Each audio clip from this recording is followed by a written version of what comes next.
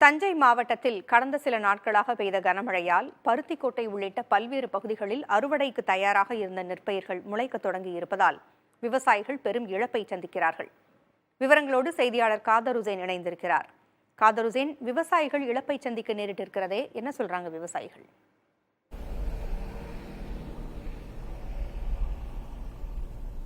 அதாவது பூங்கொல்லி, தஞ்சை உள்ளிட்ட டெல்டா மாவட்டங்கள்ல நவம்பர் மாதம் முதலே விட்டு விட்டு கனமழை பெய்து வருகிறது.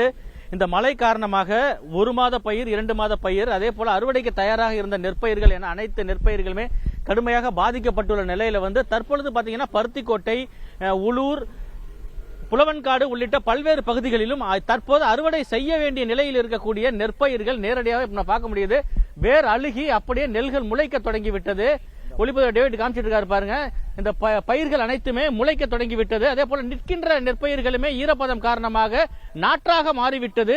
இந்த நிலைமையில பாத்தீங்கன்னா விவசாயிகள் இந்த தற்பொழுது அறுவடை செய்ய வேண்டிய நிலையில பாத்தீங்கன்னா இந்த பயிர்கள் முளைத்ததால் மிகுந்த சிரமத்திற்கு உள்ளாகி உள்ளதாகவும், இப்ப நம்ம கையில் வச்சிருக்கிறத பாத்தீங்கன்னா நெற்கதிர்ல அப்படியே நாற்றா மாறிவிட்டது.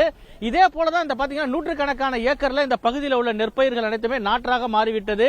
அறுவடை செய்து விற்பனை செய்ய வேண்டிய நேரத்தில் 50 ஏக்கருக்கு 50,000 ரூபாய் செலவு பண்ணி விற்பனை செய்ய வேண்டிய நேரத்தில் இப்படி ஆயிட்டுதான் ஒரு வேதனை தெரிவிக்கிறார்கள். இந்த விவசாயிகள் ஐயா, நீங்க எத்தனை ஏக்கர்ல சாகுபடி பண்ணீங்க? உங்க பயிர் எப்படி இருக்கு? என்ன எங்க பயிர் பாத்துட்டே இருக்கீங்க, நீங்களே பாக்குறீங்க, எல்லாம் பாருங்க.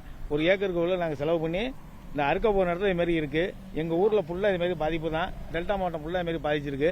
அரசு ஏதாச்சும் பார்த்து செவி சாய்ச்சா நல்லா இருக்கும். எங்களுக்கு விவசாயி கை கொடுக்கும். இளம் வயசுல நாங்களாம் விவசாயத்துக்கு வந்தோம். விவசாயத்தை விடுற மாதிரி இருக்கு. இப்ப இந்த மலைக்கு ஏதாவது செய்யணும் அவங்க அரசு. நீங்க எவ்வளவு ஏக்கர் சாகுபடி பண்ணீங்க? உங்க பயிர் எப்படி இருக்கு?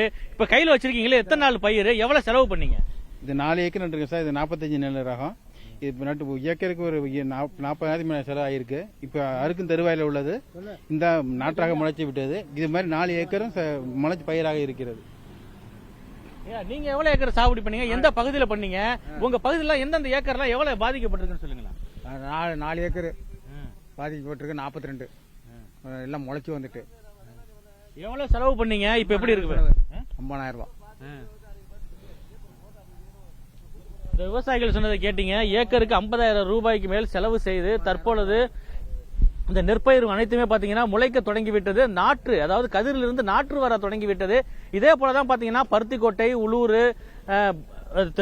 புலவன்காடு உள்ளிட்ட பல்வேறு பகுதிகளிலும் இதே நிலைதான் நீடிக்கிறது. அதே போல பாத்தீங்கன்னா நடவு நட்ட பயிர்கள்னு பாத்தீங்கன்னா தொன்றாம்பட்டு, வாழமரக்கோட்டை, காட்டூர் உள்ளிட்ட பல்வேறு பகுதிகளிலும் நடவு நட்ட பயிர் என தற்பொழுது வரை அரசு 32,000 ஏக்கரில் நெற்பயிர்கள் நீரில் மூழ்கியுள்ளதாக கணக்கு சொல்லியுள்ள நிலையில சுமார் 3,000 ஏக்கரில் மட்டும்தான் பாதிக்கப்பட்டுள்ளதாக கூறியுள்ளது. ஆனால் அனைத்து பகுதியுமே பாதிக்கப்பட்டதாக கருதி உடனடியாக விவசாயிகளுக்கு நிவாரணம் அறிவிக்க வேண்டும், நிவாரணம் வழங்க வேண்டும்.